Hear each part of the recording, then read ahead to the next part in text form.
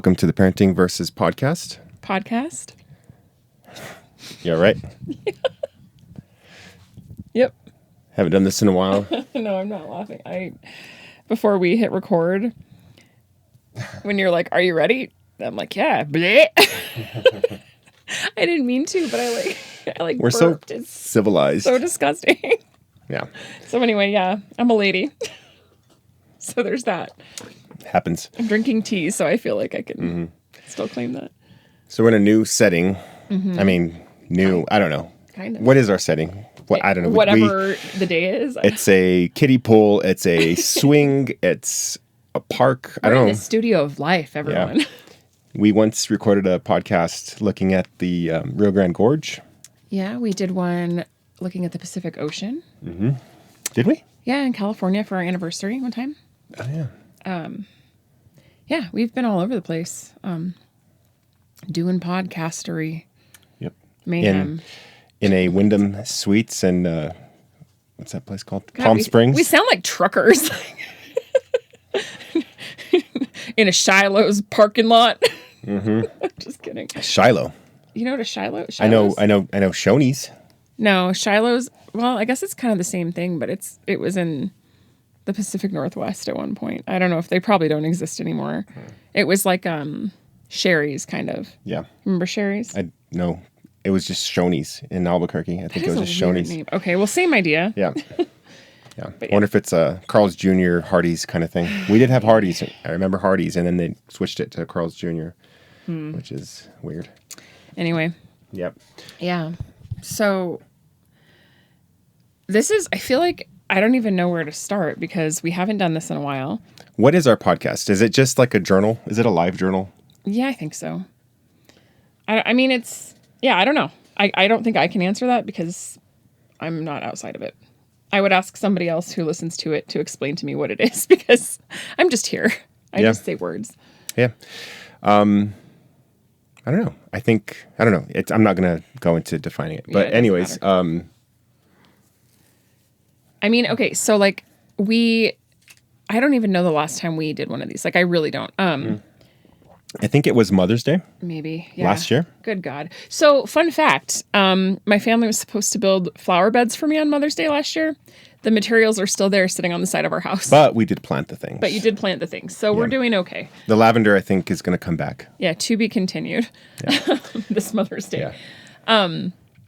No, I mean, so like since we last did this, Trump got elected again. I can't. So Mother's Day is in... God. Mother's Day is May. Yeah. So yeah, a lot of time has passed. Mm-hmm. So we reelected that orange sack of shit.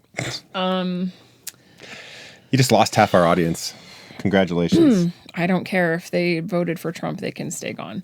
Damn, bro. All right, Just so like my opinion, man. No, I get it. There's aliens apparently. There's drones off the coast of New Jersey or Tom something. DeLonge was right. Yeah. Yeah, He was on a Nat Geo like paranormal alien show for a while. Yeah, when Blink-182 was on a hiatus, he was like alien. He was talking aliens. Hey Tom, I know you're a big fan. I know you listen to this every episode. Huge supporter. I wanted to say I'm sorry that we didn't believe you. Who said that we didn't believe him? I'm just saying I think people gave him a lot of shit. They like made fun of him. They did like the tinfoil hat thing. I feel like, Tom, I'm sorry.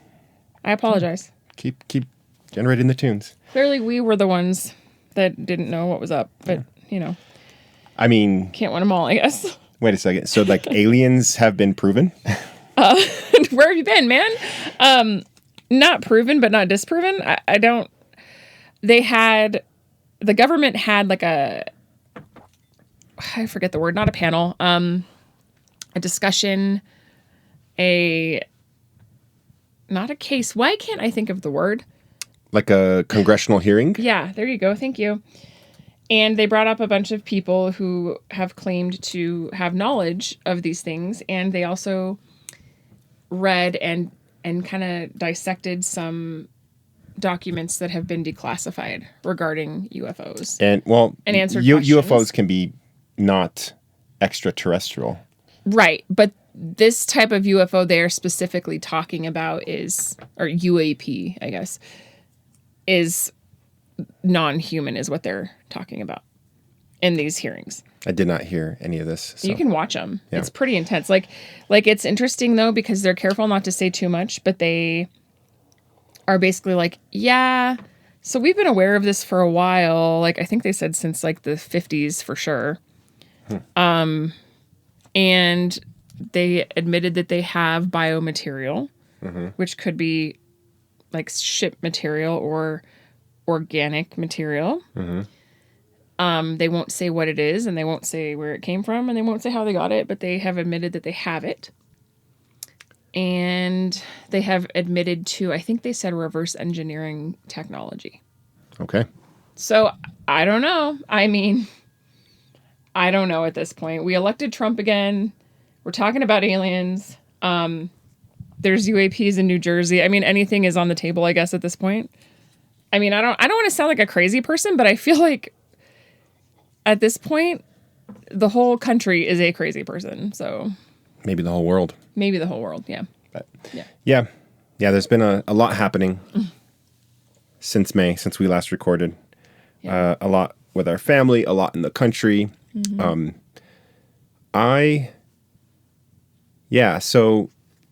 I followed politics. I guess we can just jump in. Yeah. I can say let's get into the nitty gritty, but that's like what our podcast is, right? Yeah. Usually we don't go into nitty gritty until later, but that's usually like there's no recipe for this. Yeah, that's usually like nitty gritty of like our marriage. Like I don't know. I've had people say, "Whoa, you guys are like honest," and I'm like, "Really?" I know. I've actually had the same response, and I'm like, I didn't realize people were like that. Not upfront, and maybe it's just the ADHD. I don't know. Like it could be that too for both of us. Like we're just less inclined to have boundaries. I don't know, but maybe I should have more boundaries. Maybe I should not be as honest as I am. I don't know. Says the guy who told me earlier today, yeah, sometimes you need to not say all the things you want to say, even if they're the truth. And I'm like, well, I'm going to say them anyway. I think particularly with like your family and stuff, like, I don't know. Whatever. Like you kind of go into antagonizing, but that's okay. You know, the thing is, my family's very buttoned up about feelings. I grew up with like the facade of like everything's fine, everything's great, like, and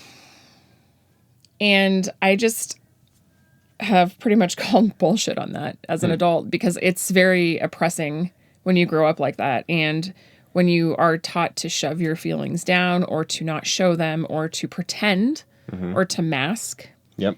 None of which I think are healthy. And I remember being younger and wanting to tell my parents how I felt, whether I was angry or sad or whatever, anxious. And it was always sort of brushed off or minimized, or I was kind of just told to like be fine. And so I think as an adult, maybe I've gone completely the opposite way. And I'm just like, you know, here's all my feelings, deal with it or don't. Like, I don't know. And I'm not saying that's the right way, but I'm just saying that that's how my childhood has impacted me as an adult. So yeah, I get it. Yeah, I get it. And me, I don't know why I don't have a filter, but there are sometimes when I do have a filter. Have you met your parents? I know, right? If it has anything to do with me, I don't have a filter. But if I think about and wonder if it might have an impact on somebody else, then I'll be overly cautious about what I say. So I don't know. I think it depends on the person for me. Like there's some people I wouldn't say everything I want to. Yeah. But with my parents, I'm just kind of like, you know, like enough with the crap. Like we're all adults here. Like we can have a conversation. So.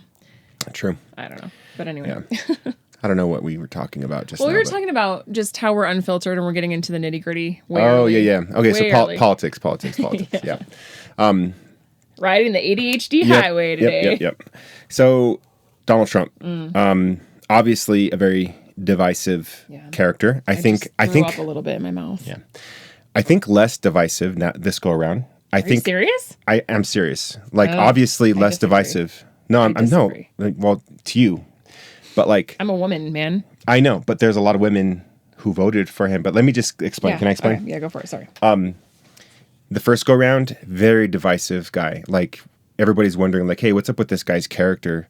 he's this or that, and like that's not how a person should be. And maybe we look at our leaders as somebody who should have some kind of like moral standards, and somebody who's not like narcissistic and egotistic and selfish and or blah blah blah blah blah when they're under the microscope. Yeah. So anyways, hang on. What are you doing? Oh. The screensaver started on the computer and I have to. Oh. Okay. I mean, whatever. Anyway. Cut that out, Paul. Paul's not doing this. Paul's not editing. You are. So. That's the other podcast. Yep. Anyways, I think he's much less divisive this go around. I think it's because people have been boiled alive, basically. So that the things that he does, it's not shocking. It's expected. Yeah. And it's all part of his like shtick. So he's not a divisive guy anymore because we have already lived 8 years with this guy. And 4 of those years he was president. 4 of those other years he became a felon. 4 of those other years he wasn't even like an elected official, but he still was in power by controlling essentially like a lot of the other politicians. So, and our daughter's calling me. So hang on. Here we go. Hey, Parenting versus Podcast. First kid interruption of the day. Yeah, do it. Hello? Hello? Hi, Juliet. Hi. Mm-hmm. Yes, request it, okay? Love you. Bye. So I have to approve a game for our daughter. Yeah. It's funny that she called you because she knows you'll get it if she calls. And she knows that she doesn't have to get up. Yeah, I know. It's pretty funny. But yeah, less of a divisive guy. Hang on.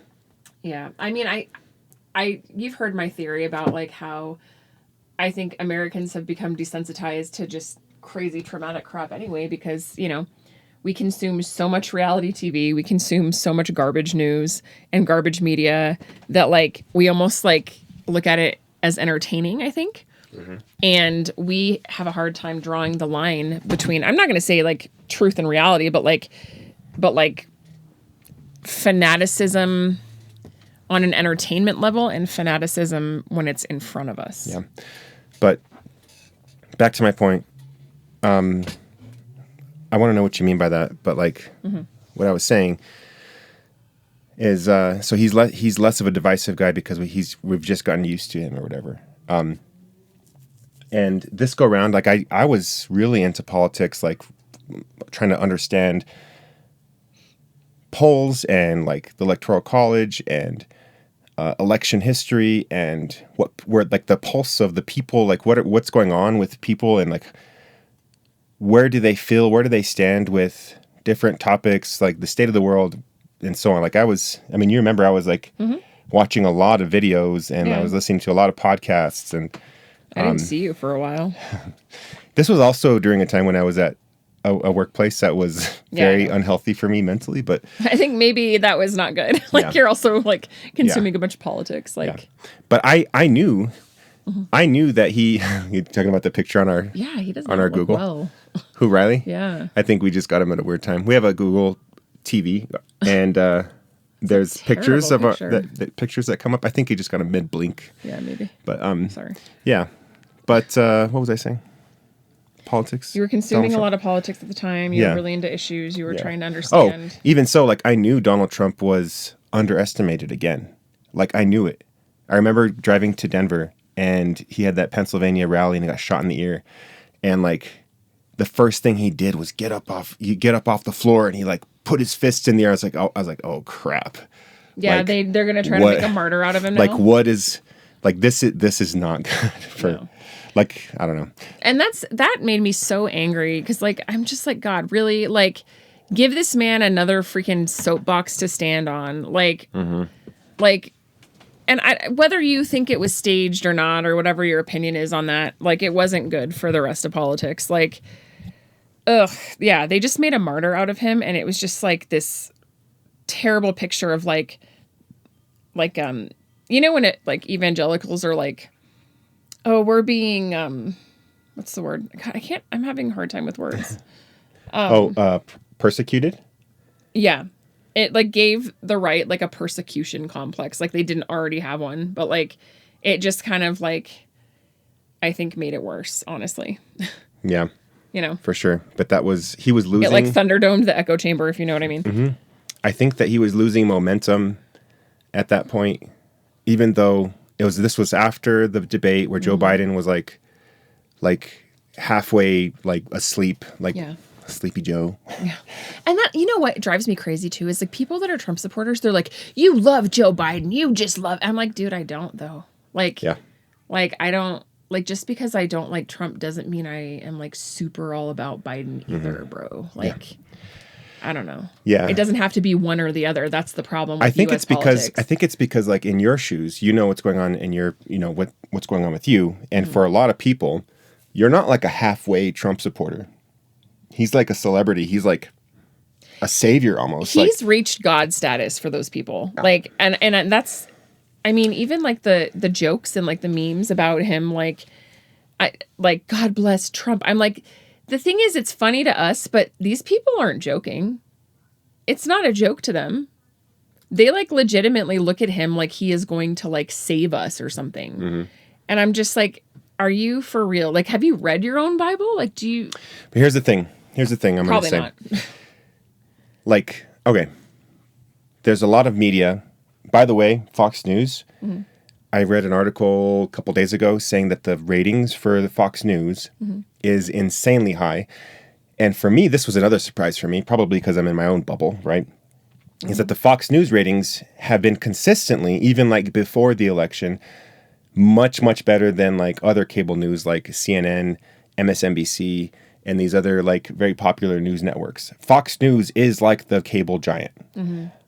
But, and what Fox News says is it's a lot of defining your enemy kind of talk. It's a lot of kind of almost borderline, in my opinion, like fascist creating kind of enemies thing, that like aren't a actually propaganda there. thing.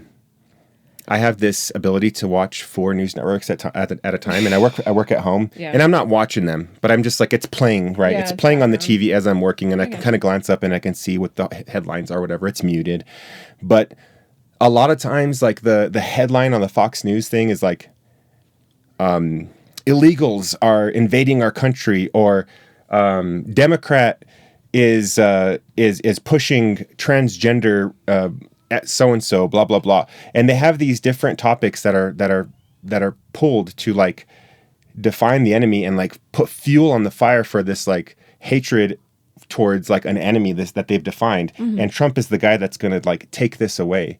And then at the same time, the other networks are like, oh, a plane crashed in Russian airspace, blah blah blah. These We call stories that brainwashing. These stories that are super important for like the global scale, and like Fox News is like feeding all of this anger. It's insane. Yeah, well, like I know it was, and it's not just like Fox News. I mean, I feel like the news in the U.S. specifically is very shock factor value. Shock value factor. I can't talk. So like recently, I was in Scotland for a little bit, visiting a friend, and I did not watch the news the whole time I was there. And it was really refreshing.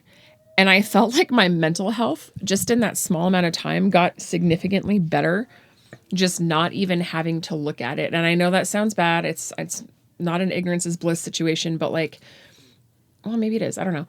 It was like, as Americans especially, we are constantly bombarded by propaganda that wants our attention and wants our opinions and wants our feed. And like, it's crazy to me. I'm not saying this doesn't happen in Europe too, but I just noticed a significant difference. Yeah. The news I saw was like the BBC, and it wasn't anything crazy. It wasn't anything like fanatical. And I'm not saying that they don't have those things, they do. But like, even like the story about the Chinese taking over the iPhones. I didn't hear about that. Like they were like infecting the iPhones or something about China bugging iPhones or something like that. It was like a whole thing.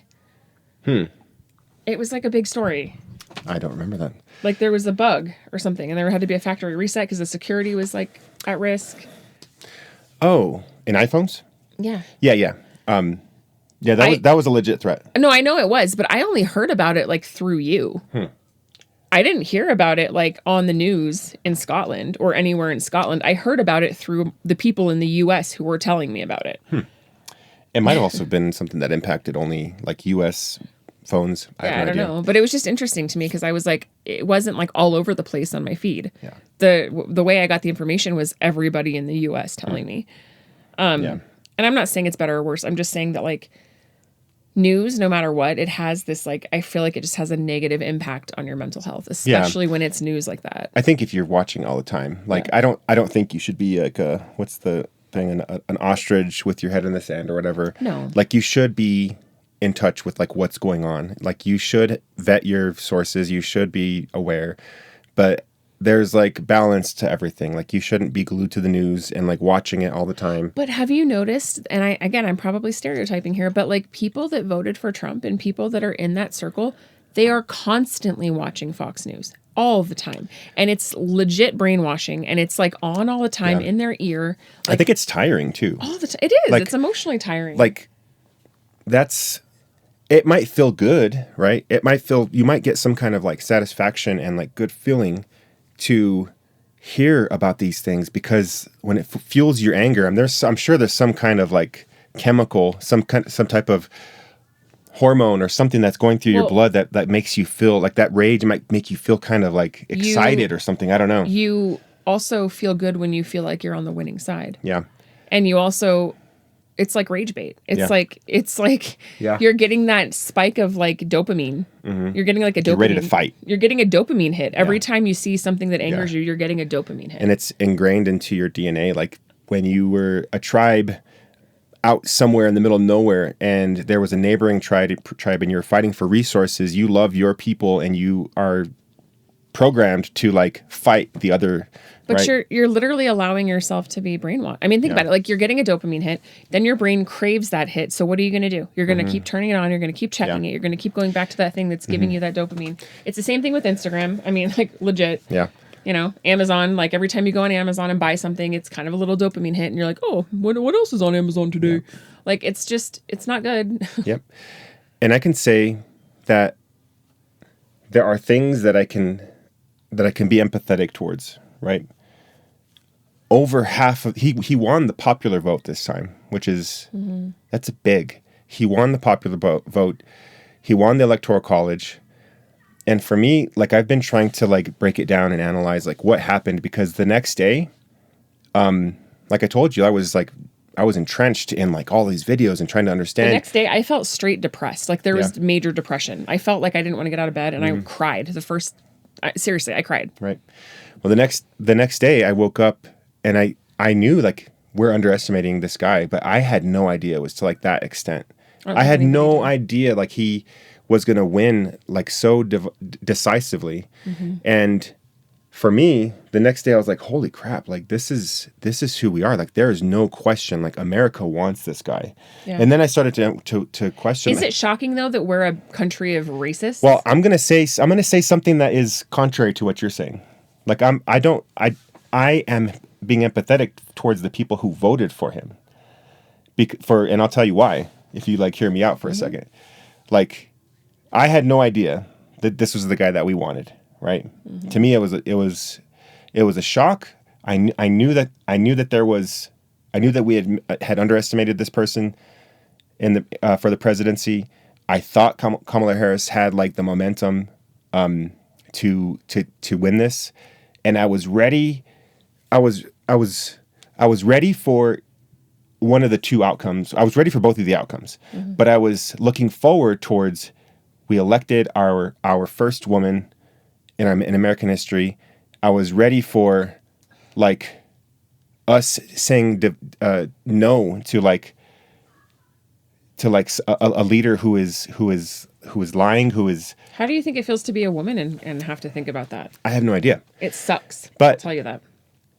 I also knew, like, hey, we're not taking everything into account. People are sick and tired, not only of like, people are sick and tired of a lot of things, but people are also sick and tired of the freaking Democratic Party. True. Like, who gives a crap if Beyonce's on your team? Mm-hmm. Okay?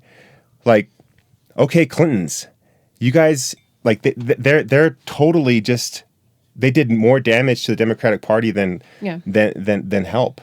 And there's a lot of people in the Democratic Party who I felt were like just they didn't really believe in like what cause they were, and they've totally forgotten like the regular working person, right?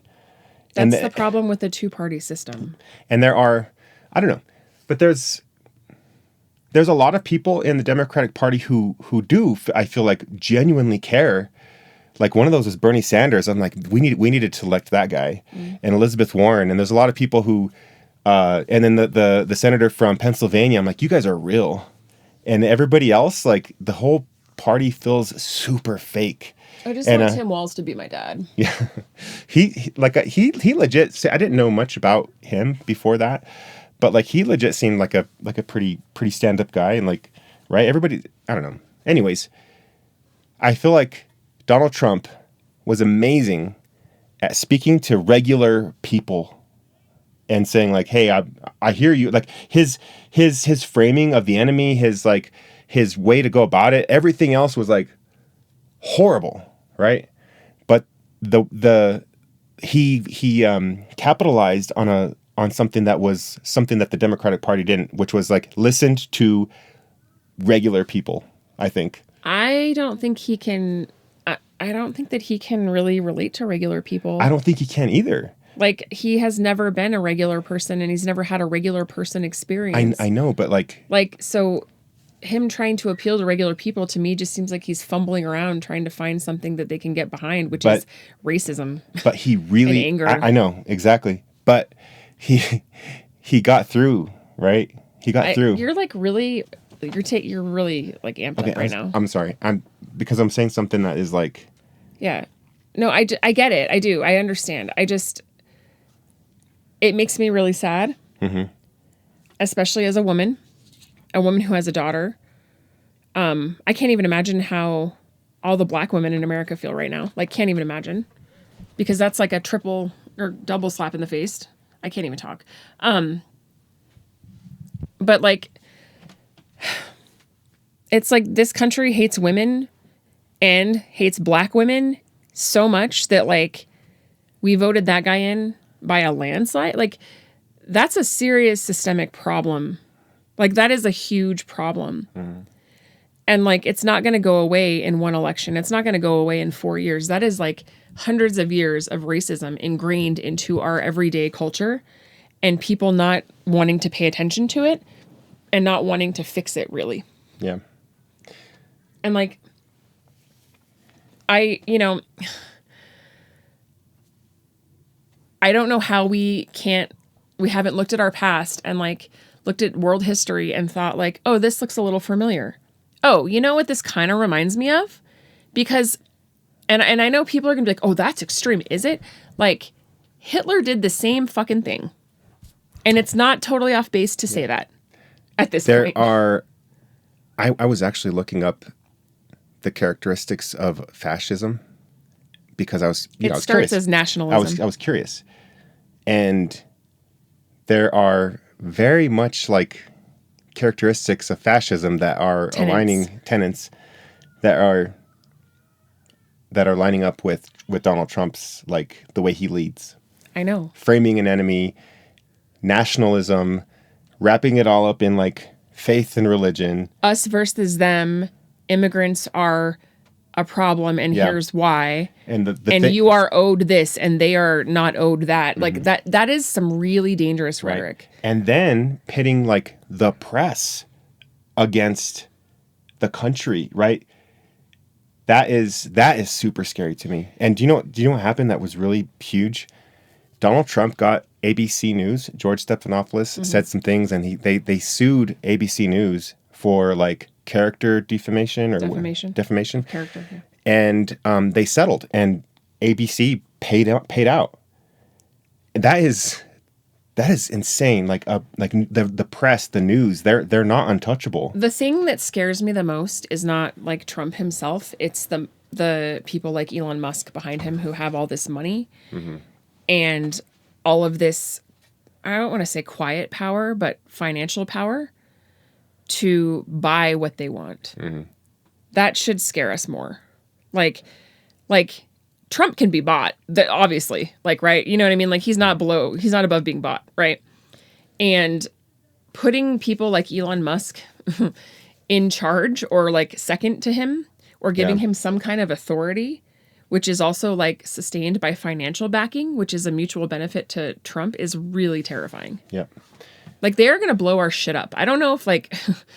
Like, I wouldn't be surprised if after this election, they change it so that people who are not citizens can, run for president. And it will be so that Musk can run for president, or they'll change the rules in some way so that moving forward, even though it's not Trump, it'll be somebody very close to that.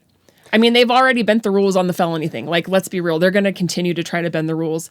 And they're doing it slowly, like you said, being boiled alive. But like... It's coming. I hope you guys are ready. Like, he's not just going to sit there and be like, oh, I'm second in charge. He's going to eventually want to be first in charge. Wait for it. Yeah. I don't know. Anything's possible, I think. So. I mean, if the aliens are coming, can you guys just like come get us already? Like, can we go? Are you talking to aliens? Yeah. If you're listening, come get our family. Or the Scottish. You want the Scottish to come get us. Maybe the Scottish too. Yeah, no, for real. Scotland, come get me. Just me. Just me. No, come get my family. Oh, I was going to say something about that too, and I forgot. About Scotland? Well, no, I don't remember. About like how politics are there? And... No, I don't remember. Yeah. It'll come back. Well, we went on a huge tangent on politics. So yeah, sorry. There you go. That's been like sitting inside your head for a while. Sorry, guys. Also, I went to Scotland. Yeah. It was really cool, and I tried haggis, and I liked it. It was okay. That's the first thing you're saying? Because that's what they're known for, I guess. I don't know. It's like their national food. It was more buttoned up version of haggis. Well, it was like, I was expecting it to be like in a like a sheep's bladder, or however they traditionally served it, because that's how they do. A bladder? Ooh. Yeah, they like cook it in the bladder. I don't know if it's a bladder. I think it's like a stomach. I don't know. Whatever. Yeah. Yeah, maybe a stomach. I don't even know. See, that's one of those digestion chambers. But anyway, I ordered it. It came out. It was like a little sausage patty thing, kind of gritty-ish, grainy. Look at those pictures. Oh, you're talking about the Google pictures again? Yeah, sorry, because they're old men. It tasted like corned beef hash, kind of. It wasn't terrible. It's not something that I think I would order like again, like because I liked it or anything. But it wasn't like the worst thing I've ever tried either. It wasn't bad. I think it's hard for people to wrap their head around like what's in it and like what it is. Yeah. I think that's the issue. But no, I had a great time. Went to the Christmas markets, saw my friend who lives there, which was amazing. She didn't know I was coming. So I flew there, and then I surprised her. Her and her husband set this up. And so he like hid me in a bush, and then she came outside, and I like jumped out of the bush, and then we cried like a couple of bitches. Yeah. It was really bittersweet, and I bawled like a baby, and it was like such a great time. Nice. And I almost got lost in the Heathrow airport and didn't make my flight, but I did it. I did it, guys. No, you didn't make your flight. No, on the way there. Oh, okay. Yeah, on the way there, I was in Heathrow. It's a huge freaking airport. I hate it so much. Sorry, not sorry, London. It's like 5 airports in one, and they're all in separate buildings. And if you don't know what you're doing, it's not good. And they were like, follow the purple signs. And so I followed the purple signs. And then I ended up by the tube. And I was like, what in the hell? Like, this isn't where I'm supposed to be. I know that. And so I asked like 5 different people. And they're like, you just have to get to Terminal 5. And I'm like, okay, but do I have to go back through security? And they're like, yep. And I was like, oh, shit. Gotta go. It was like 30 minutes away. And I ran. Jeez. Like, I booked it. And I made it. Good job. Yeah. So, yeah, you were in Scotland. That was a huge thing for you. And then when I was coming back, I got stuck in London. Nice. Which, for the night, it was cold. And it was cold? It was freezing there. Like in the hotel? No, like the... Oh, like in the city? Yeah. Oh, Why would I talk about the I don't know, the like maybe temperature in the hotel? maybe they set their thermostats much lower. No, it was cold in London. They had just had like a snow thing the night before. And it was windy and rainy and foggy and cold. Yeah. But Well, that was cool. I was very happy for you that you were able to go yeah, it was a blast. for like a week. It was like a week, a little bit longer than a week. Like a week. I do want to go on some international trips with you. I think that'd be really fun. Europe, South America, Central America, Japan, You can Korea. just name all the countries. If you want. That's what I'm doing. Yeah. Let me just name them all. Do you need to get an atlas so you can just read them I all? have one in this room probably. know. Yeah, we're in my office. Oh my God. This is where I work. And that's another thing that happened this year. I'm working from home. Yeah. Yeah. And got out of a job that was like supposed to be a good opportunity, a place where I could thrive. And if you're blah, blah, blah, playing blah, the drink game where Lorenzo changes the job, you can drink now. I've had 10,000 jobs. No, it's good though. It's a good change. Bad on me. No, it's a good change. Yeah. But So the workshop is now your office. Yeah. My workshop is now the garage. Yep. And Yep. round and round we go. Round and round we go. Yeah. So, you want to take a quick break? Yeah, we need to take a quick break and we will be right back. Okey-doke.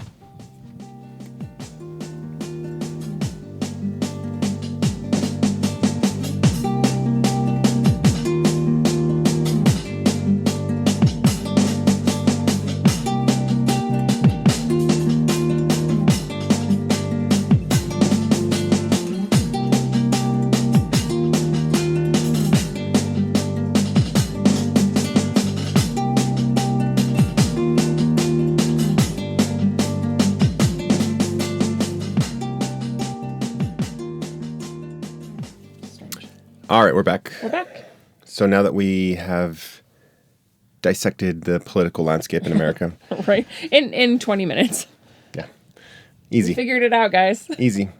No big deal. Yeah, what else is going on? Not a whole lot. It's winter break, so kids are insane.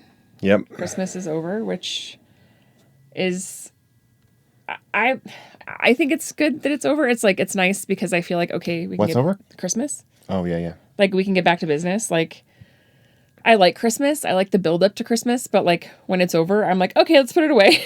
Like Yeah. you know, I don't want it to linger. Like This Christmas was weird because we got a jump on it. Like we had Christmas set up like the day after Thanksgiving. yeah. And your birthday was on Thanksgiving this year. Mm-hmm. But like as soon as your birthday happened, I think that night we set up Christmas. Well, part of my part of my logic for that too was like I knew I was going to be in Scotland for like a week, and I was like I'm going to be behind. Like when I get back, if they wait for me to get back, we're already going to be behind. Mm-hmm. And so I wanted the kids to sort of like have that like while I was gone, you know, too. Yeah. So So we did it. Your birthday was interesting. Like we had Thanksgiving at our house, yeah, which was nice. We hosted. yeah. But it was super quick, like a couple hours, and like everybody was gone. It's always sucked. Like every 7 years, my birthday's on Thanksgiving, and like whenever it's on Thanksgiving, it sucks. Like it's like, oh, okay, what do you do? Like you can't celebrate. Everybody else is with their family.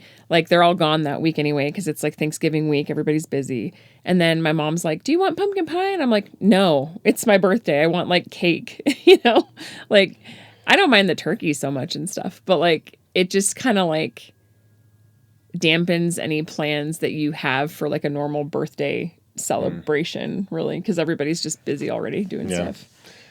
I don't know. Holidays these years are, I don't know, maybe not.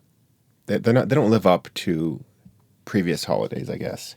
Yeah, they're Like- kind of anticlimactic this year, I feel like. People have moved away. Families moved away. You know, you have your traditions that are long-standing. You know, like you never got to go to my grandpa's house, but that was one of those things that we always loved. And you know, Christmas, people have passed on, people have moved, and it's just this year was just sort of like us. Yeah. Well, it's weird too because like my parents are moving like to a different city in New Mexico that's like 3 hours away. So next year they won't be here. You know, like it's sort of just like Yeah, okay. Like I'm actually okay though with having like low key holidays. Like Yeah. if we had a Christmas where we didn't have to jump around from house to house, I'd be okay with that. Yeah. I think this year I really enjoyed the small things, like, you know, like the going to see the lights and like taking the kids to like do that and like making hot cocoa and like little things like that really actually were nice this year. Yeah. And then our friends like had this little like hors d'oeuvre kind of like party thing at their house. That was really nice. Like it was nice to be around friends and just laugh and like enjoy the night without any pressure. And then your work party was actually really fun. Yeah. I wasn't expecting it to be as fun as it was. This year, I have been very much aware of how time has passed. Like, I keep saying like, and I remember, anyways, tangent. When we first started the podcast, I noticed that about myself, that I said like a lot, and then I got in a habit of not saying it. And then You're rusty. It's been a while. Yeah. So I'm here in this small office, right, by myself, doing work, and I have the TV on. Most of the time, it's cycling pictures throughout the years. Sometimes I have news on or whatever, but these pictures come up, and like this one that we're looking at right now, it's our daughter in our last house. 2021. But they cycle through, and I just see these pictures every day. And in our other picture frame here, it's like our old church community group. So these pictures, like I'm just reminded, Different like this didn't seem like it was that long ago. But then I walk into the house and I see our kids now, and I'm thinking like, wow, that just time passed. And like our kids are growing, and like our church is different. Even Our faith and religion is different at this yeah, point. Like, our faith and religion is different. Our friends are different. Like we don't have any of the same friends we did, I don't know, 5 years ago. Like there's some friends that are there. maybe right? some that have moved out of town, and when they come in town, we see them. But Yeah. not the same core group of Yeah. people. Like, there I go again. Like, but anyways, It's okay. I think our core group has been like our church, and then when that fell apart, and our faith fell apart for a bit, those friends, well, a lot of their family kind of. There was a big thing that happened in our old church. Yeah. A lot of people got divorced all at once. It was really Yeah. weird. A lot of people. And then we moved to Portland, and it was Yeah. COVID, blah blah blah. Like I don't know, it was just a lot. Yeah, everything just kind of splintered at that But point. now things are back to sort of like a baseline, I guess, and we have some friends, and some of them are really are fairly new, but they're they're really good friends. But I feel like for me though, I feel like when you find your people, like you find your people. Like yeah, you just know. like you felt things fall in line, and like one of our friend group people, like they're a couple, and I won't use their names or anything, but like we met them through one of our kids playing sports, and like her and I just clicked, like right away clicked, and it was like I felt like I had known her forever. Yeah. And it was the weirdest thing, because I'm like, I've known this person maybe like a month, and I feel like I've known her like my entire life. Yeah. And sometimes like when you meet someone like that, like you just know, like we're going to be friends. Like you gravitate towards those people because those are your people. And I'm really grateful, because I feel like our friend group has changed for the better, and like we're in a solid group of people that are our people. I wish I could have been there when this all happened.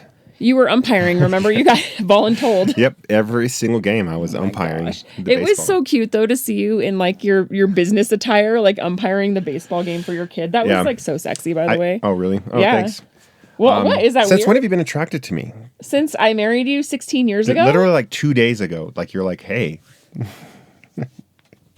I'm just kidding. No, like I had to rush. I thought that was kind of a given. I mean, I married you. I had to rush. You think people just go around marrying ugly people? I have no idea. I don't. Maybe. Not me. I had to rush from work, which was not very far from the baseball field, and it was okay. Like if I had to umpire in the field, Yeah. like first base, second base, whatever, that's not too bad because you don't have to wear the gear. You don't really have to pay attention. Yeah. You just got to call the outs. You know, if there is an out. But the games where we were the home team, I had to call behind the plate, In your and suit. and not my suit, but like Like a button-down shirt, business tie. casual, whatever. Yeah. No time.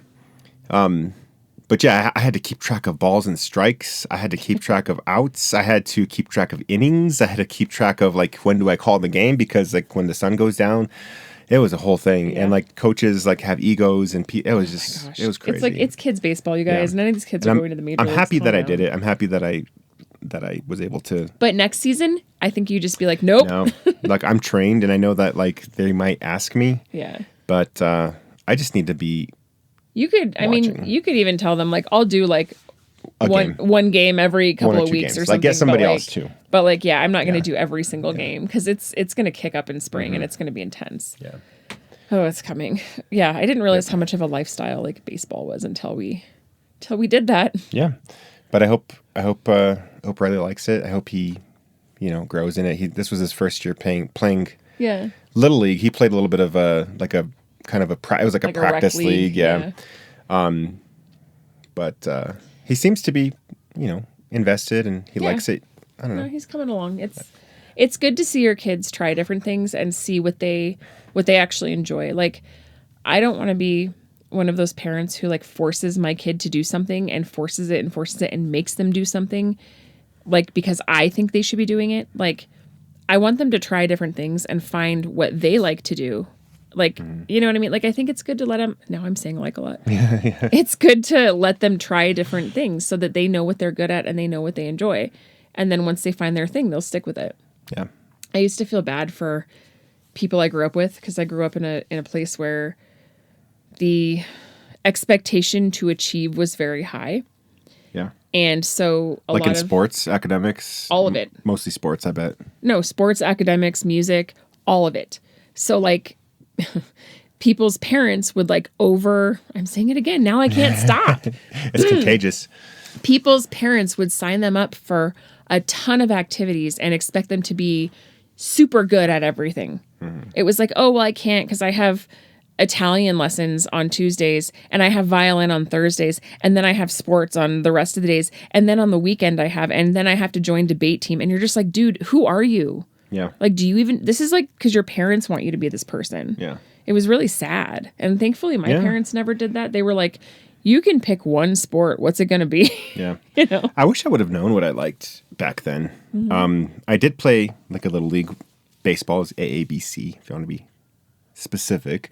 But it was, it was fun. I was not a good baseball player, though. I enjoyed baseball. I enjoyed playing it. But the talent was just not there. Just not your jam. My identity, I think, as a kid was like sports. So football and baseball, those were the two. Mm-hmm. But I was just not good. And then music, too, kind of was wrapped up in there because my grandpa was a musician. So I was given a trumpet when I was a kid, like 6th grade. That trumpet? No. The trumpet that my grandpa gave to me when I moved from Moriarty to my apartment in Albuquerque, it fell off of the truck somewhere. Oh, sad. So That's somewhere it's out there. Hopefully it's in trumpet heaven. Yeah, hopefully it's still being played. But trumpet playing in the sky. I was, or maybe it's just my confidence. I have no idea. Maybe I just didn't have like the faith in myself to succeed, or who knows. But sorry. Go ahead. No, I was going to say it's funny that you mentioned that because I had a friend who was a very good gymnast, like very good, like almost went to the Olympics good. And I remember wanting to try gymnastics. I sucked so bad. I am so not coordinated. It was like the worst experience of my life. I was just like, this is not for me. I hate it so much. And same thing with band. I played drums up until 8th grade, 9th grade, part of 9th grade. Yep. And then I quit because I didn't want to be in band. I never really wanted to be in band. I think I did it because my friends were. And then I was forced to stick it out. Yeah. And I felt guilty quitting because the band teacher was my neighbor across the street. So I was like, oh my gosh, he's going to hate my guts. Yeah. So there's a little shame in there and a little guilt.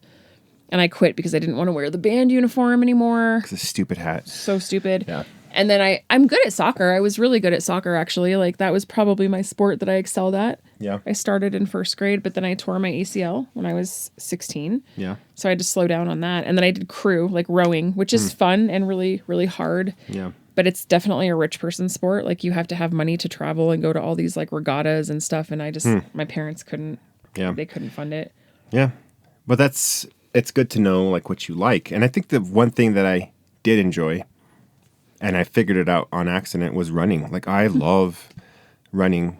And my junior year, you know this, but my junior year, I would wake up probably at like 5 a.m. It was about 5 a.m.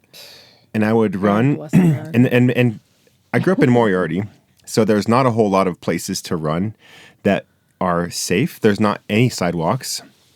So I would run down, and I used to live next to the baseball fields, like in the middle of the town. I would run down. Where we flew the drone? Yeah. I would run down the road, like a rural road, right? Because it's Moriarty. There's no sidewalks. I would run down the road and then loop around to the farming community. Yeah. Loop around the one neighborhood that there was that was dark. I had my Philips 40-second ESP CD player, and I would listen to music. I would always listen. Shockproof. I would always listen to music, and I remember it being insanely cold because Moriarty gets cold and windy. So it was like, I don't know, probably like 10 degrees in the morning. But there was one other person that would run, I remember, and I think I might have inspired this person. I don't remember, like, it was so dark, and like when you run in the mornings and it's that cold, your lungs start to get like frozen, and your eyes water so you can't see. That sounds terrible. It was, I really liked it. Like, I loved it, actually. Give you like adrenaline or something. Yeah. And I dropped a ton of weight. And it was just fun. And I kept it up. And I like running to this day. Like, I don't run as much as I would like to, but that was the one thing I liked. So if I could have like had some sort of guidance, maybe I would have done like some long distance running or cross country. I didn't think I was capable or like good enough to do cross country. Even though I might have. I don't know. Who's good enough to do cross country though? Yeah. Anybody who's not going to pass out, I couldn't do it. Like, I would love.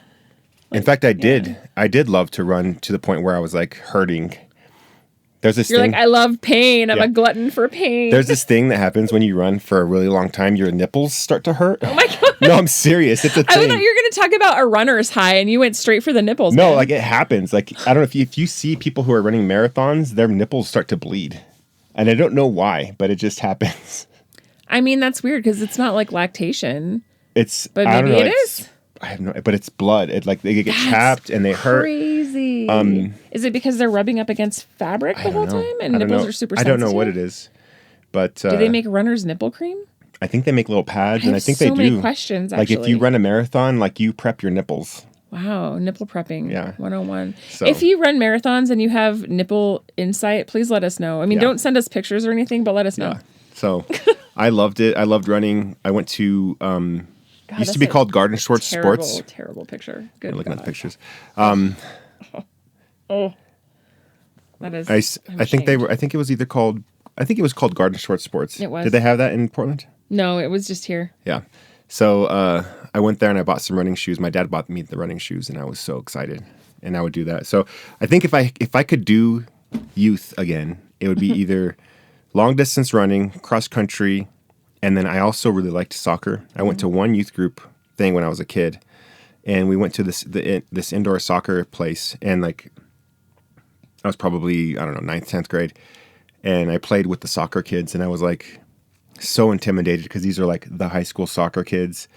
I'm in high school too, but like you guys are on the soccer. Soccer kids are like all about it though. Like if you're a soccer kid, you're a freaking soccer kid. Like you're about it. And like the soccer kids at Moriarty, they were like a different class too. Mm-hmm. Like they were like the rich kids. They were like the Cedar Crest. They were like the Taharis. Like Moriarty is different. Kind of like sports aesthetic in soccer for sure. But I wanted to be part of like whatever they were, but I knew like I could never be part of whatever they were because you probably could have. You just didn't. No, like I couldn't. Like I was just totally different. Like I came from a different house. I came from a different place. I didn't have my dream vehicle, which was like a 1997 Toyota 4Runner, but they did. Yeah. And I don't know. They had it all together. They had like the clothes and the little, the Tiger Adidas. I don't know if you remember those. I do. I wanted some really. Yeah. So I would not fit in, but I would have liked to play soccer and hang out with the preppy soccer kids. Yeah. Oh my God. So anyways, what are you listening to? Wow, that just crept up. Oh, do you want to talk more about soccer kids? No, I don't want to talk about soccer kids anymore. What am I listening to? Lola Young, a lot of Lola Young. I saw her in concert actually a couple months ago. She was incredible at Meow Wolf in Santa Fe. Puts on a good show for sure. Did she have an opener? Yeah, the opener was from Chicago, but I cannot remember her name. But she also had a really good voice. Like, huge voice coming out of this teeny tiny girl. And you were just like, whoa, what? Like, very bluesy. She reminded me of Alicia Keys. Yeah. So, yeah, Lola Young. I've been throwing back to some Yeah Yeah Yeahs lately for some reason. I don't know why. I have been listening to Idols a lot. IDLES. They're a British band. Like a slam poetry kind of. No, Idols is like angry Brit.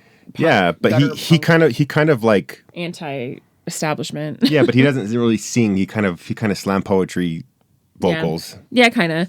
And then Hobo Johnson. Again, my man. Another slam poetry My guy. man, Hobo Johnson. He has some new music out, which is great. There's a song called Metaverse, which it's great. It makes me laugh every time. I love it so much.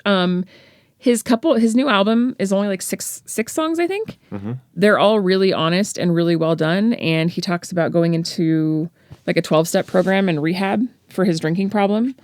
And his dad passed away, which he rapped a lot about his dad before, but like you can tell that this album is him processing through some really heavy shit.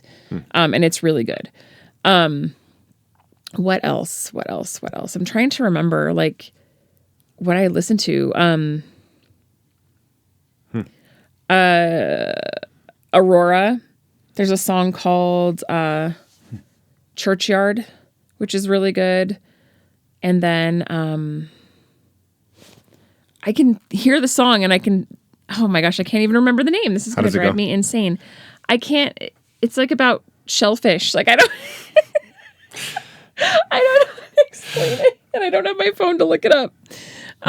But they're good. It's like shellfish in my pocket. Da, da, da, da. Oh, I don't know. My brain is hurting right now. Podcasts. I have been listening to The Exorcist Files just because it's interesting to me. I don't know. Like, I really haven't listened to a lot of podcasts lately. Oysters in My Pocket. Like, look up that. It's Oysters in My Pocket. Oh. No, Fish Pockets Recipe, New York Times Cooking. No, that's not it. Nope, I know. Yeah, I've been listening to like true Oysters crime. in My Pocket? Yeah, the song though. Royal Otis. That's it. Ah. Oh my gosh, yeah, Royal Otis. I've been listening to a lot of Royal Otis. I can't believe I forgot the name. That's so weird. It's a great song. Nice. But yeah, that's kind of where I've been at. I haven't, like I said, I haven't really listened to a lot of podcasts lately. It's kind of lame. I need a new one. The one I was listening to was on a podcatcher, and it was like, it let me listen to the first 2 episodes, and it's like, yeah, pay us. What's a podcatcher? Like a channel. Oh. And they were like, I got super into it, and they were like, yeah, now you have to pay us for this. And I was like, ugh. I watch a lot of true crime stuff on YouTube, but nothing really new. I mean, honestly, I don't. Yeah, I'm sorry. I'm not very exciting right now. No, you're fine. Any books? Oh, you've been kind of reading through My Brain's Not Broken, or Your Brain's Yeah, Not Your Brain's Broken. Not Broken. I'm reading that. It's And you had a demon possession book. yeah. I found this book at a thrift store, and it's like the size of a textbook, and it's like all about hauntings, and I'm like, what? Like, this is a huge book, like huge. So I bought it, and I've been slowly reading that, which is really interesting and also weird. It's like, I'm like, was this written as like a reference? Like, I'm trying to figure out like what this book is supposed to be used for. It's interesting, but I'm like, who took the time to write this giant ass book? It's like a textbook. I don't know. It's just interesting and weird. So yeah, what are you listening to? I'm listening to a lot of music. I'm trying really hard to listen to full albums, and I think that's what I said last time I was here. But I discovered this like underground indie, like he sings country, and I think I saw it from an Instagram reel. Instagram will sometimes suggest music to me. But his name's Flores. Dave Matthews Band on there. Yeah. His name's last name is Flores. I think it's can't remember right now off the top of my head. Yeah, it's one of those days. Look up indie guy named Flores. But yeah, so I've been listening to a bit of him. There's Norman Sand. You were saying. Yeah, Norman Sand was like he's been the guy. Yeah. This year that is, I think, really made some great music for me. I've been listening to, of course, there's the staples like Mom Jeans. I don't know if I discovered them this year or last year, but no, Mom Jeans, Hot Mulligan. Mm-hmm. That's kind of like my jam. Are those guys? There's a guy named Jalen Gonda. I don't know if the N is silent, but it's NG. Ngonda. Mm-hmm. He's like bringing back some sort of like soul kind of disco a bit. That's good. I've been listening to TV Girl too. Oh yeah? Yeah, sorry. Okay. TV Girl. Did you see TV Girl on mine? No, it's there's a song called It Almost Worked. You can listen to it. It's really good. Oh, nice. There's a band called Men I Trust. It's really I listen to them too. Yeah. They're kind of like dreamy, sort of, I don't know, melancholy sort of music. It's good. I listened to Rilo Kiley. Rilo Kiley. Rilo Kiley. Mm-hmm. That was a band that was pretty popular. 2000s. Yeah. And I never listened to them. And I thought... People that were into them were really into them, yeah, too. And I was aware of them. My music that I was listening to was like adjacent to whatever that was, but I never had the... Yeah. You know, I never bought an album of theirs. I never listened to it. So I'm listening to More Adventurous, which is, I think, their popular album, and it's good. That's how it was for me and Slater Kenny. I didn't start listening to them until later, like way later. Yeah. And here it is. Wyatt Flores. That's his name. Oh yeah. I remember you showing him. Good stuff. Good. And then we've been listening to what's her face? Who? You and me both. Who? Oh, Chappell Roan. Yeah. Yeah, I don't know. Guilty pleasure, maybe. I discovered Chappell Roan, and isn't there like a joke like if you don't know who Chappell Roan is, like you're old or something? I don't know. But anyways, I discovered Chappell Roan. Is that her name? Is that how you say it? I don't know. You're saying it's so weird. Chappell Roan. I have no idea. Now you just sound old. Yeah. I discovered her by Googling what's his name? Plankton singing AI covers of different songs, and he sang a song of hers. And I was like, oh, this is a really good song. I like it. I actually like a lot of the Plankton songs better than like who they're covering. But yeah. I wanted to side note really quick. Can I? Yeah. If you're looking for something really fun to do, you can look up slang that is like for your middle schooler, like slang that they would use, and then start working it into conversation with your middle schooler, with your 12-year-old, like I've been doing. What's up? How was the skibbity day? Yeah, Ohio. Yeah. I told him Merry Christmas the other day, and he was like, "Stop it! Why do you know that? Stop it!" And I was like, "Because I'm the Rizzler, bro." Yeah. And he got so irate, and it was the most satisfying time of my day. I'm just gonna throw it out there. Yeah. Try it out. Yeah. See how it goes. I'll do it.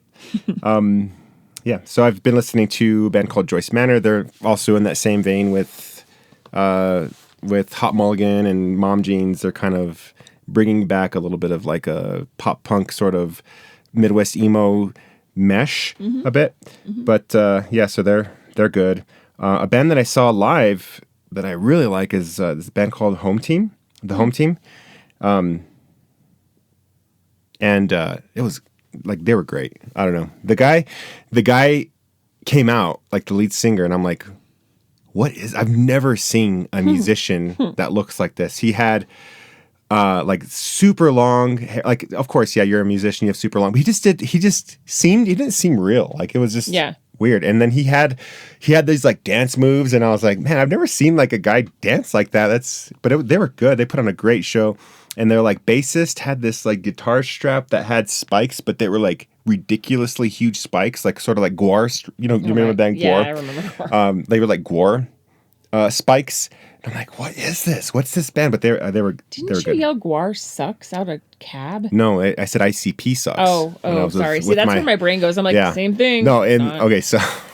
Sorry, I don't know why that was insane. To my mind, so we were downtown Albuquerque, and there was an ICP show. And I've never liked ICP. I just think I just always thought that they were just so. They're stupid. I mean, if you like ICP, whatever, like ICP. That's how I feel now. Drink your Faygo too. Yeah, if you really love something, like love it, it's whatever. But back then, back then it made me feel uneasy. I think any fandom, I've told you this, any fandom makes me feel uneasy. Stans make you nervous? Yeah. Like Pink Floyd fans are like all in. I'm like, okay, Pink Floyd is That's how I feel mediocre. about Swifties. I'm like, bro, for real? Like, or like what? I remember like Star Wars was a big thing in high school, and I was like, this is. You know, if there was any chance of me getting into Star Wars, it would have been not coming around Star Wars fans, right? No, okay, hold on. I just have to say this. I think Taylor Swift is talented. Let me just say that. She writes her own music. I can respect that. That's great. She's very catchy, very trendy. She doesn't let people tell her what to do. I can respect that as well. It's the fans for me, though. Yeah. Like, the fans are insane. And even, like, Ariana Grande fans, I'm like, what's wrong with you, though? I don't understand. I'm so disconnected. I have no idea. I don't understand. Like, I just... Ugh, ick. Cringe. Yeah. Okay. Yeah. I mean, people need something to be in love with. Can we just call it like Skibbity Toilet Standing? Let's do that. Sure. Let's do it. What is standing? Standing? Yeah. Okay, like, you know Eminem, the song Stan? How he's like obsessed. Oh, okay. Does that make sense? Okay. It's like I didn't a know that was a reference. thing. Yeah, it's called being like a stan. Am I an MXPX Come on, stan? Grandpa. Am I an MXPX stan? Yes. Dear Mike, I never heard you or recalled. Blah, blah, blah. I've been thinking about you all the time. Do you remember the Christian version of John Rubin? Like, he was a stan, and he wrote songs about... His name was John about... Rube, man. Okay, John Rube. I used to love him. I used to love him so much. Anyways, yeah. So... Dear God. They were good. Oh, yeah, my story. We were downtown, me and my good buddy Joe. We were downtown, probably just drinking or whatever, and there was an ICP show at the Sunshine Theater. And we were doing the responsible thing, and we're getting a cab. And we got the cab, and it was the end of the night. ICP concert had just let out, I guess. And this guy picked us up, and I'm not even joking. This guy was like sitting on like phone books. Like he was he was like a short guy, like not a little guy. Yeah, he was, Yeah. And then he was full of spunk. And if I was to draw that's a picture, the prerequisite. If you're a little guy, you have to be full of spunk.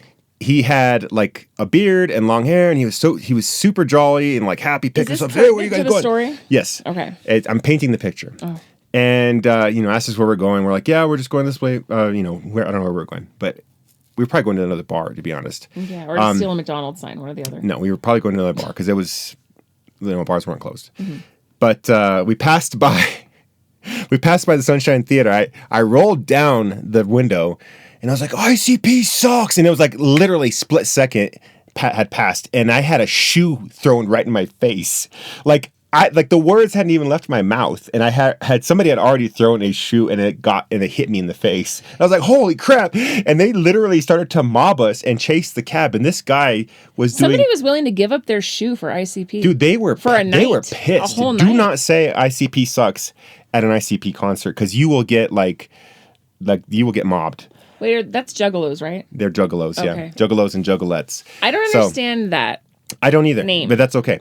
I don't need to. I don't need to. It's fine. They're the Hatchet Man or whatever. But yeah. So he's doing donuts in the intersection of like Central and 2nd or whatever the intersection is there. And he had to really do some like cab driver moves to get us the heck out of there. Did you tip him? I'm sure we did. I hope you did. I'm sure we did, but that was. Did his phone book shift and he had to probably sit back up and he probably made it really hard? It doesn't seem like that didn't happen. I don't know. That didn't happen. Anyways, another album I've been listening to is by a band. His name is Ro Capara. I think that's how I say it. Mm-hmm. And the album is I Hope Hell Isn't Real. And this album, okay, there's a couple of tracks too. Like he just talks about, I don't know. It's like it's whatever, but. Yeah, so that's a good album. I'm sorry, hold on. I don't know what that is. I do know what that is in this picture that I'm looking at. Mm-hmm. Who are those people? I don't know them. So we're looking at a picture on the TV. We went snowshoeing back in 2022. Oh, that's the snowshoeing. Yeah. Oh my gosh. Yeah. I was like, who is that? Yep. What am I doing? I'm holding up like deer antler. What is this? Yeah. We were snowshoeing. Got it. And there was a couple that went with us on the snowshoe adventure. It was what was the name of the anyways. MST Adventures. Yeah. So Good guy, by the way. His name's Corey. If you need a really fun adventure in New Mexico, you can go wakeboarding, you can go snowshoeing, hiking. He does all kinds of outdoor adventures. Super cool guy. And you can book like private parties, or you can do like one-on-ones or whatever. Yep. And he gave us a free session because we were doing a podcast on interviewing him. And we went snowshoeing, and it was really fun. It was really long, and it hurt my feet a lot. Yeah. But I saw some things I never would have seen otherwise. It was a blast. Yep. All right. And there's a bunch more albums that I've been listening to, but I'll just wrap it up with. But like, what are you watching? Well, I wanted to say one more album. Oh.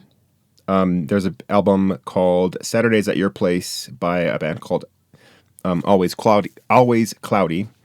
And again, same genre, kind of Midwest emo, pop punk, kind of, sad boy stuff. But it's good. Bad boy stuff. Podcasts, same with you. Not very many podcasts. I listened to Hard Fork. That's probably my favorite album because the guys are funny.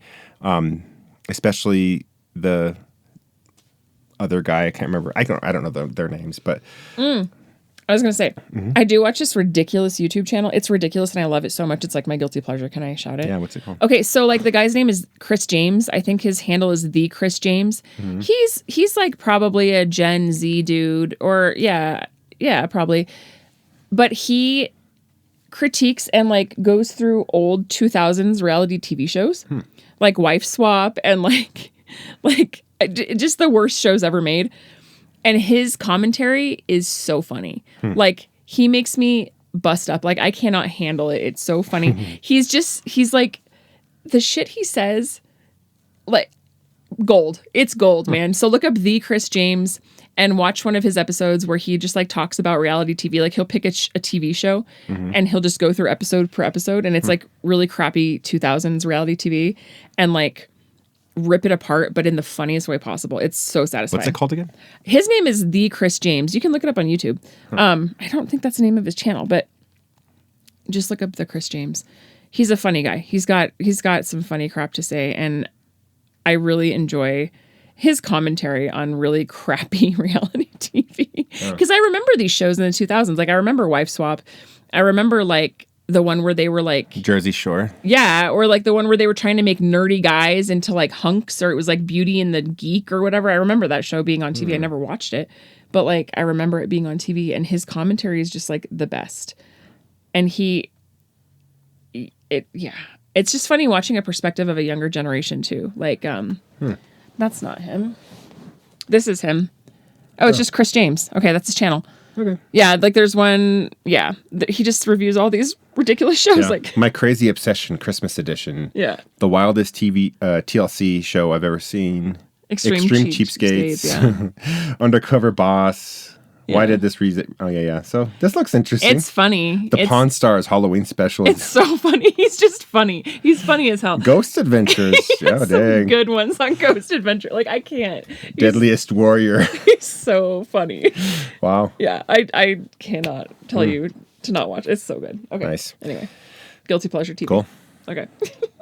So what are we watching together as a couple? Well, so my podcasts. I'm also listening to. I'm just getting hungry. I listen to Lex Friedman. He wears a suit and tie. He loves talking about AI. He gets these AI guys on. That's his sort of like. Okay. That's his character. But he gets these guys that talk about AI, and they just like deep dive the heck out of it. Like, and he's always asking like, oh, are we ever going to get into artificial general intelligence? Which basically like when is this going to pass the Turing test, and when is AI going to be sentient? And all the time it's like, yeah, it's not going to happen. But he gets into AI. He knows a lot about AI. He knows about robotics. And the episode I'm listening to now, which I'm only like 20 minutes in, and it's really good. He's interviewing a guy named Adam Frank. And it's about alien civilizations and the search for extraterrestrial life. And this guy's like a professor, and I think he's in like Chicago or something. Yay. But it's really good. He goes into it. I don't know why I did that. And this other guy that I've been listening to, and it just shows up on my YouTube feed, and I found his podcast. He's super popular. His name's Theo Vaughn. Mm-hmm. He's had Donald Trump on. He's had Bernie Sanders on. He's had like I've heard of him actually. All these different people. The most recent one, he was interviewing Timothée Chalamet, and he was talking about. Oh my gosh, Bitchmathy Chalamet. Whatever. He seems like a nice guy. He's a boy. He seems like a nice guy. I don't care. Okay, it's but anyways, fine. No, he's in the new movie. Bob. It's about Bob Dylan, and he's talking about the movie, and it's it's I'm really just good. giving you a hard time because that dude's on every movie ever. Yeah, no, he is. He's definitely on fire, young Tim. Young Tim is on and fire. And then the other one I listened to, I was listening to a bit, was this other one. It's also an AI podcast, and it's called BG2 or BG squared. They're talking about semiconductors and the problems with AI and how fast it's growing and data centers and energy and everything else. And they do deep dives, and it's that's my jam. Nice. Books. We already talked about that. We're not reading. I'm reading. I already told you about my ghost book. Yeah. I am.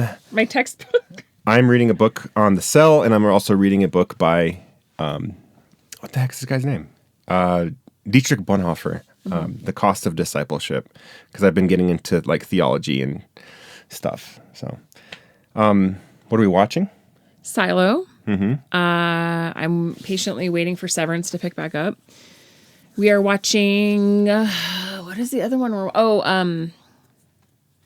With Kate Blanchett. Disclaimer. Yeah, disclaimer. Really good, really heavy, really intense. That one was, yeah. It's not done yet. We haven't finished it. And spoiler alerts. So, like, essentially, quick premise. Don't. Well, just like you do a premise. All right. Her character, and we're not done with it, so we don't know what happens. But her character, when she was younger, had like some hot and bothered like hookup sessions with like a younger a vacation affair. Yeah, vacation affair, and it was super super sweaty, heavy, sex. Super 20s sexy time. Yeah, and the scenes were definitely out there. NC-17. Yeah. And so it's all about that. And then her husband's like this nerd. Not nerd. It's Sacha Baron Cohen. He's a successful guy, but he's kind of vanilla. A what? He's kind of vanilla. Kind of vanilla. Like You've called me vanilla before. Oh my God. You have. But no, it's Sacha Baron Cohen. So, and I couldn't even like recognize him. Ladies, don't ever tell a man he's vanilla. Actually, I love vanilla. And I think that vanilla is a very fantastic flavor. It's not a compliment when you're saying it to somebody. I know. And I'm sorry. When I said that, I was probably very angry Yeah, at but you. there was a lot of truth in it. That's okay. Well, but anyway, oh my God, are we really doing So, it's Sacha Baron Cohen. I'm like so embarrassed right now. Why? Because I didn't know you were going to say that out loud. Whatever. Oh, God. We're like an hour and 17 minutes in, so nobody's listening anyway. And it's true. So there's going to be like a time marker where it's like... I hate that you're not correcting me. You're like, you're not vanilla. I just don't want to have this conversation on a podcast, homie. So yeah, very vanilla Sacha Baron Cohen. Like he's successful, but he finds out about this incredibly like wild week that this character had via some like photographs that were sent to him, and he's mysterious photographs. Yeah, and he's like heartbroken about it, and he basically leaves. Well, he leaves her, and he kicks her out. Yeah. But anyway, so there's this. The whole story is intertwined, and the person that sent the photographs is like the other half of the story. So there's two storylines going on. It's very intense. It's very emotionally draining, but it is really good and it's really well written. Check it out if you want to be psychologically traumatized, I guess. Yep. Silo is sci-fi. It's good. Yep. We started watching Squid Games, the second season. Yep. Got through the first episode. It hasn't caught me yet. I think it will. I liked it. But it hasn't caught me quite yet. I liked it. Did we just lose our mic? No. Oh, okay. Yeah, we're still on. Okay. No, it was good. Yeah. I liked it. It's not like they're not in the Squid Game, but I think they're showcasing some like actor chops. Talents. Yeah. We watched that movie, What Happened to Monday. Yeah, that was interesting. It was interesting. It was a sci-fi movie. Yeah, it was interesting. It was interesting. We finished Rings of Power, second season. I enjoyed it. Lindsay did too. Because then, anyway. Say it. No. Say it. What, Kazakh Doom? No, the other one. Oh. Numenor. Nope, other one. Which one? Mordor. Oh no, Mordor, not Mordor. Yeah. What's the guy's name? I don't know. Sauron. Sauron. Yeah. The way that Don't even look at the me way that right they now. say it is like. Yeah. It's like just like so freaking nerdy. I can't imagine being an actor in that and like having somebody all hot and heavy, like intense with me be like, Sauron. Like, no, thank you. They did good though. Don't do it. I thought the actors were fantastic, and I thought the story was good. And, Oh my gosh. Yeah. But anyways, I think that's it. I think that's it. Thank you for listening to us randomly talk about many things. Yeah, until next time. Bye.